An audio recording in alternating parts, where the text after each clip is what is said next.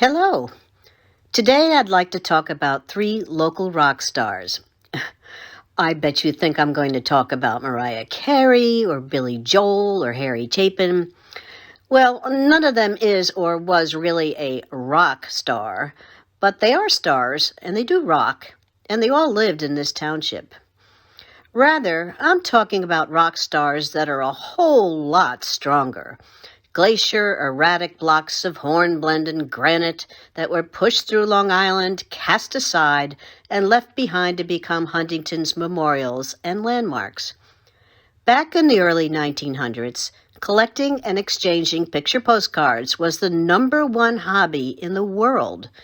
These rock stars were all immortalized on the picture postcard during that period and achieved some degree as popular collecting subjects. So, let's go visit those rock stars.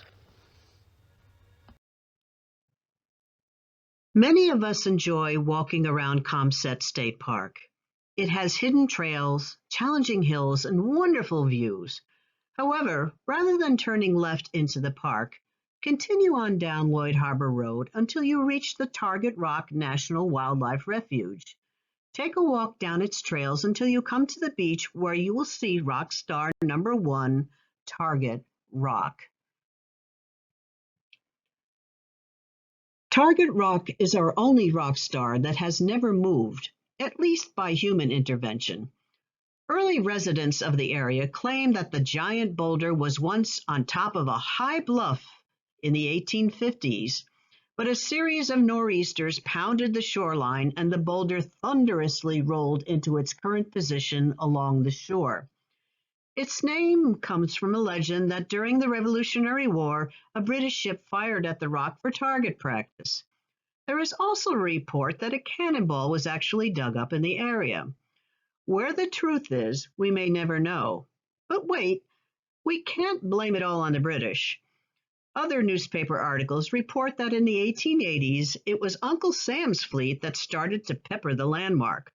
Also, from those reports, the guns were poorly aimed and the rock preserved. Now, if you think that painting a bullseye on the rock was a modern act of vandalism, here's a 1910 postcard showing the artwork.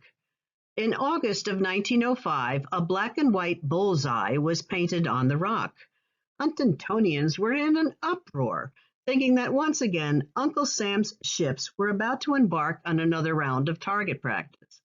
Modern guns and gunnery would surely destroy the landmark. However, it was likely a prank. Anyway, Target Rock is still there and still accessible depending on the tide. Take a lovely walk through the preserve and visit Target Rock. Our second rock star worthy of a picture postcard is the Village Green Rock. This rock, with its bronze plaque, was unveiled on Decoration Day in 1910. Presented by the Ketawamoke chapter of the Daughters of the Revolution, this memorial was placed to preserve the historical location of our town green.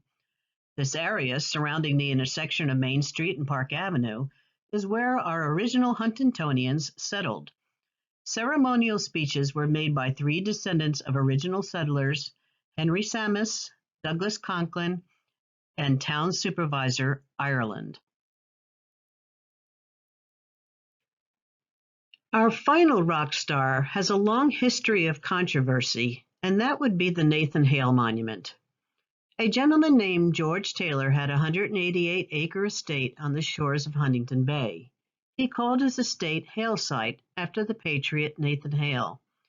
Taylor was so convinced that Nathan Hale was captured on the shore of his very estate that he had a giant boulder moved to his property along the shoreline.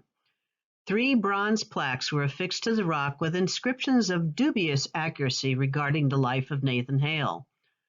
Subject to vandalism and damaged by a 1944 hurricane, 3 decades later, Taylor's grandson tried in earnest to have the boulder moved to a safer and more appropriate location. Eventually, with the blessings of the town, the Huntington Public Works Department moved the Nathan Hale Memorial to the intersection of Mill Dam Road and New York Avenue, where you can visit it today.